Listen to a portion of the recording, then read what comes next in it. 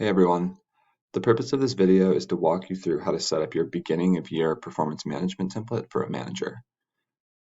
Recall that there are three components of the performance management system for managers: goals, domains, and leadership competencies.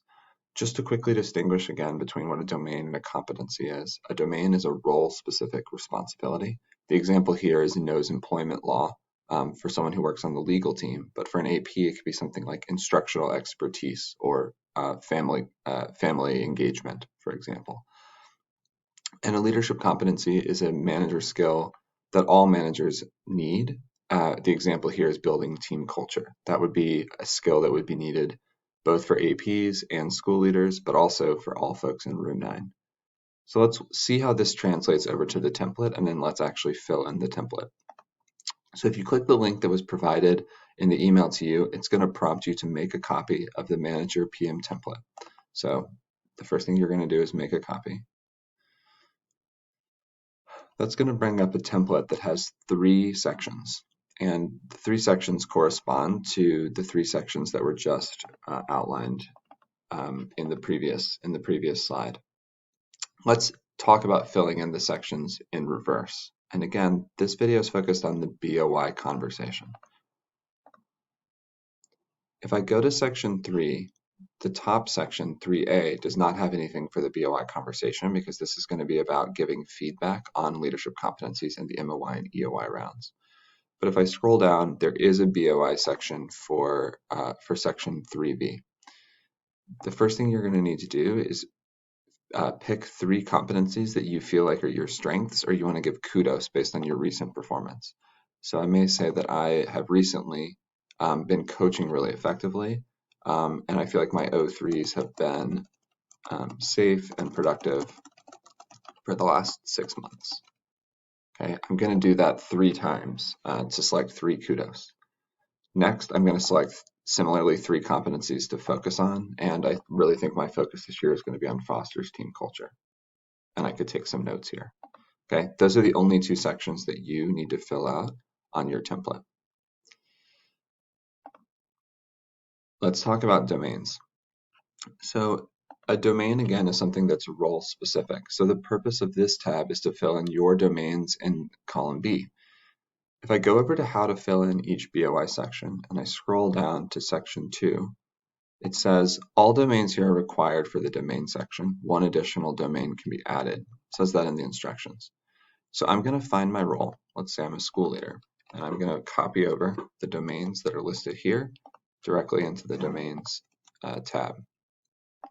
And then I'm going to think about whether I need an additional domain or not, given what I'm focused on this year. So is there anything that I'm doing that is not a competency in section 3 and is not listed in the preset domains that I want to add? In this example, I'm not going to add another domain. That's it for section 2 and for section 3. Section 1 will take the most time, but again, it has been simplified. So the goal of section 1A is going to be to list a set of goals and metrics that are quantifiable in this section here, which is blank. So again, I'm going to go back to how to fill in each BOI section, and I'm going to go to section 1A. And in this example, I'm a school leader. So the school leader's set of goal categories is listed vertically here in this column. And you'll notice that there are 3 types of colors here. So let's talk about each color individually. I'll start with green because green is the most straightforward. So for iReady, let's say that I'm a middle school leader. I have an iReady goal that 60% of kids meet their growth goals. So I'm just going to copy this over. I'm going to change, because I'm not focused on F&P personally, I'm just going to change the goal and say my iReady growth goal is at 60% meet. Okay, so this one is done. That's how the green ones work. You just copy them over. The blue ones are set for each school, but are not set for the entire region. So you'll notice on the blue section, it says percentage far below, and it's a blank.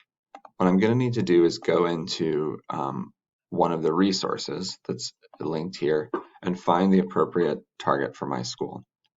So I said I was a middle school leader in this example. So let's say, let's find a middle school. Let's say I work at team. I'm going to find the goal that's relevant for my situation. I'm a school leader. The first set here are for overall, are for grade level targets, for GPA, and for NJSLA attainment. I'm actually going to scroll down here to the bottom and take my my overall ELA and math targets. So my overall ELA target is 44. So I'm going to go back over to my template. And I'm going to take, it says choose most applicable academic attainment goal for overall school. So I'm going to take NJSLA math, 44% proficient. NJSLA reading. Reading is 44 and math is 31.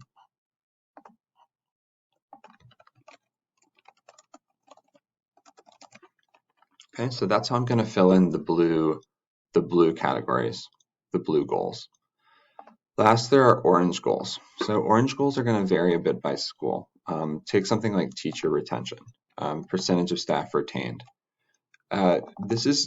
Every school is going to start the year in a different spot for this. Maybe last year was a tough year for COVID for your campus.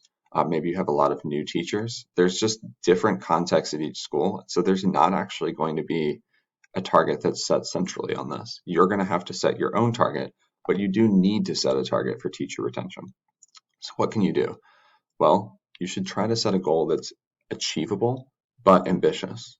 So I'm going to think about last year first as the starting point. So if I had 60 total staff and if I think 10 left last year, this year I would set this to say, and let's say that was roughly 18%. Let's say that this year I actually want to get this down to 10% staff attrition, or 90, you could say separately, 90% retention of all staff. So in the orange categories, you actually are going to have to set your own goal. That's how you fill in section 1A. Sections 1B and 1C are more straightforward. So if after you've set your goals in 1A, you have additional goals for your school that are related to your priorities or something else, you're going to set those up in this section.